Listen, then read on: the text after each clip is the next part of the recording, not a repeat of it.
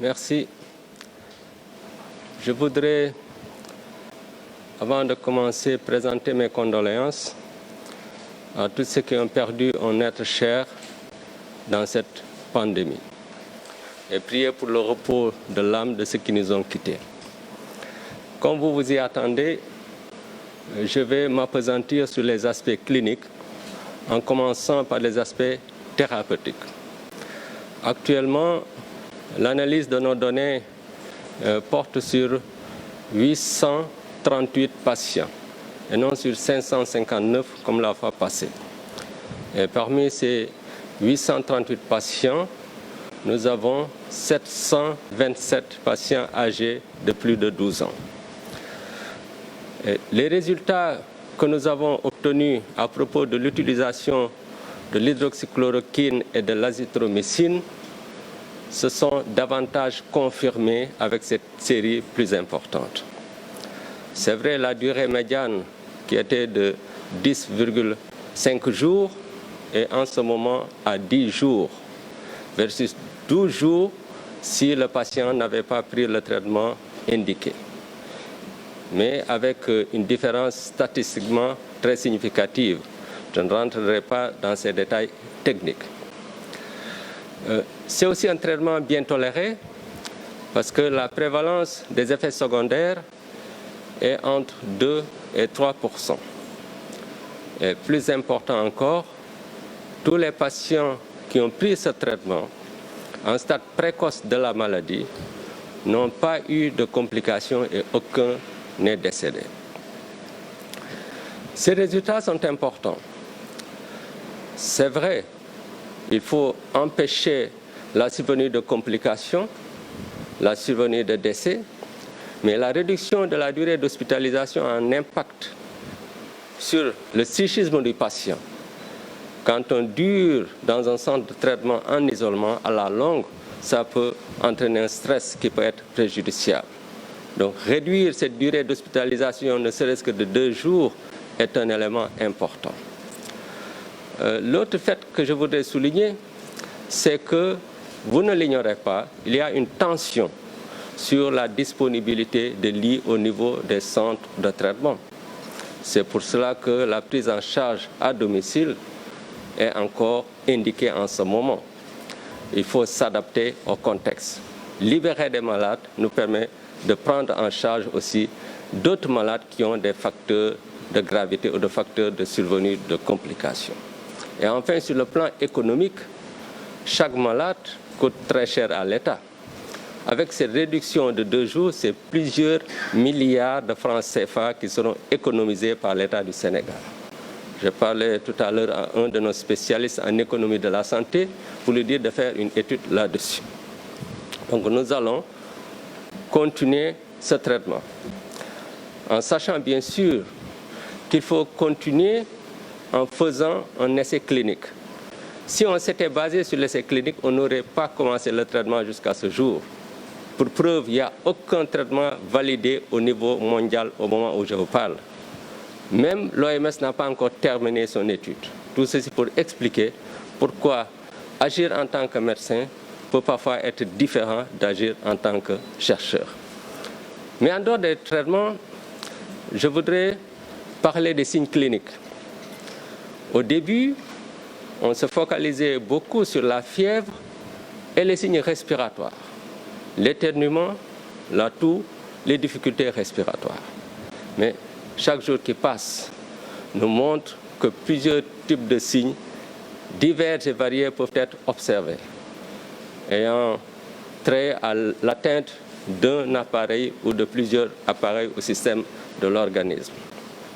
Je ne vais pas détailler tous ces signes, mais 2 signes ont attiré mon attention. C'est l'anosmie et l'ageusie. L'anosmie, c'est la perte de l'odorat. L'ageusie, c'est la perte du goût.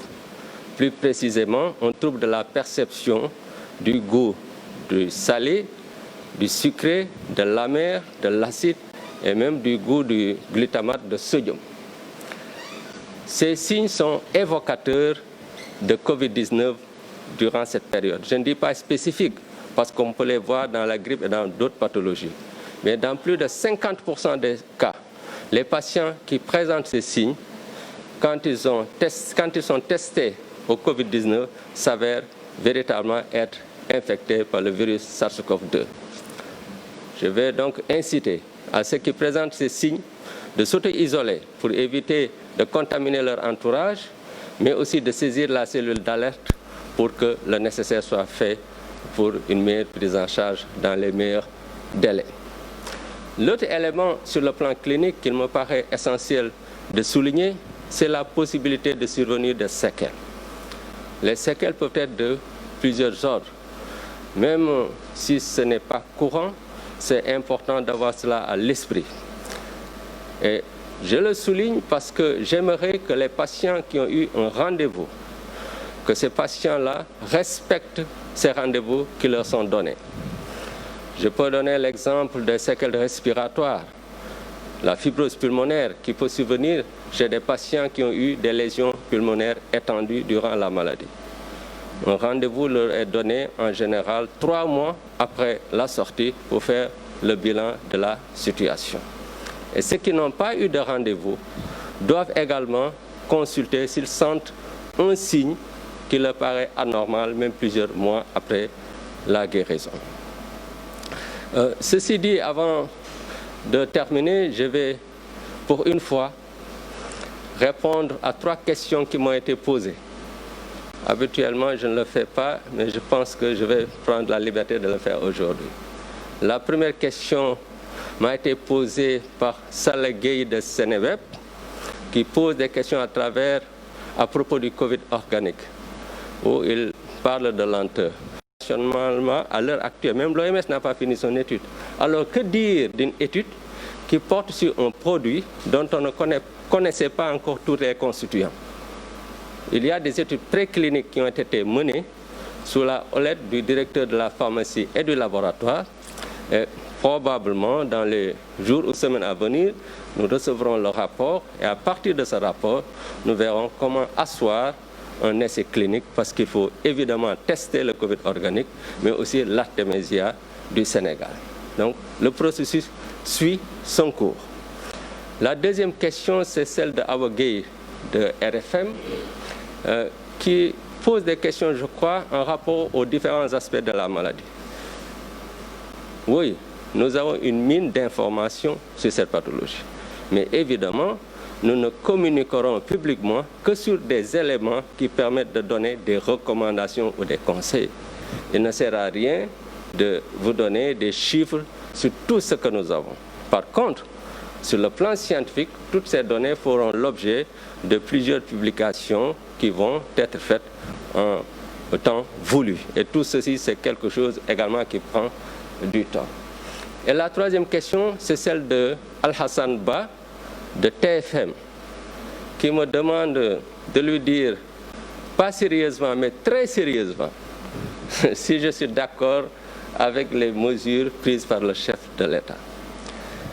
Comme je l'ai répété au niveau de la presse nationale et internationale, le technique a pour rôle de conseiller et d'accompagner un processus. Il n'appartient pas aux techniques de dire est-ce qu'il est d'accord ou pas d'accord par rapport à une décision de l'État. Pour la simple et bonne raison que le scientifique, même si je vais utiliser un mot péjoratif, est quelque part borné. Parce qu'il est scientifique, il s'occupe des aspects scientifiques. C'est le président qui a une vue sur les aspects économiques, les aspects sociaux, les aspects sécuritaires, les aspects géostratégiques, les aspects diplomatiques. Donc quelqu'un qui a une vue globale est plus à même de connaître la décision qui est la plus bonne, qui est la meilleure pour le pays. Donc ça, j'aimerais vraiment que ce soit très bien compris. D'autant plus que, en cas d'épidémie, au début, le scientifique peut commander les décisions.